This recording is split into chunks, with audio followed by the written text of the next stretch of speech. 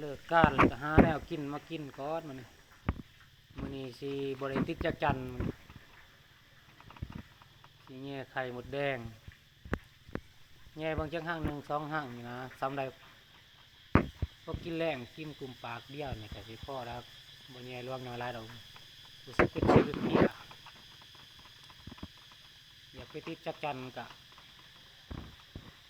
ไม่เมื่อยบ่อยากเข้าไปป่าบ่ได้มีแต่สิแย่เอาหมดแดงในโรงเรียนนี่แหละเนาะที่ว่าอยู่ในห่มในบ่อนกอกนี่บ่อนอาบน้ำนี่มาเบิ่งน้ำกันทุกคนสิได้น้อยได้หลายสีเฮงสีสวยมันหรือสีสวยมันนี่ก็เบิ่งน้ำกันเลยแง่นี่แหละแง่ได้ต้นเดียวเลยต้นมักให้เหือมแง่ซ้ำหั่งเดียวนี่ก็พอแล้วอยู่ในแนวกินแนวอยากบริสุทธิ์สื่อทุกคนเอ้ยหาได้ตามธรรมชาติ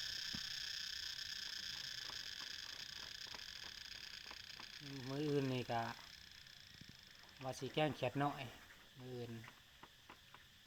มันยังเขียดน้อยมาแกงอันนี้มื้อนี้ตัวแรกมื้อนี้ก็แก้ไขไปก่อนเอาไข่หมูแดงมากินถ้าดูตอนเช้าแต่เช้าก็สิลุกติดจักกันได้จักเก่าที่โต10 โตก็พอได้ปนเสา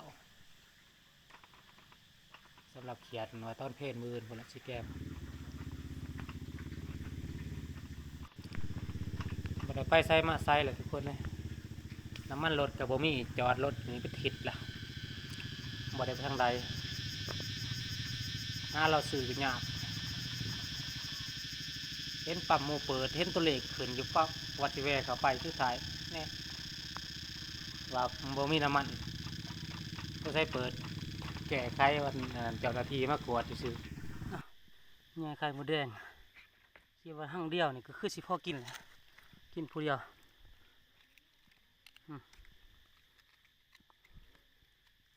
มันแง่ละแง่หั่งเดียวพอ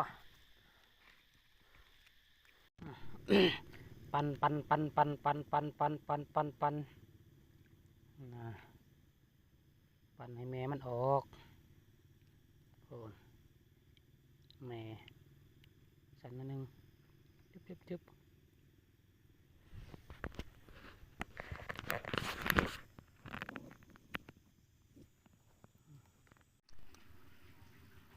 การขัด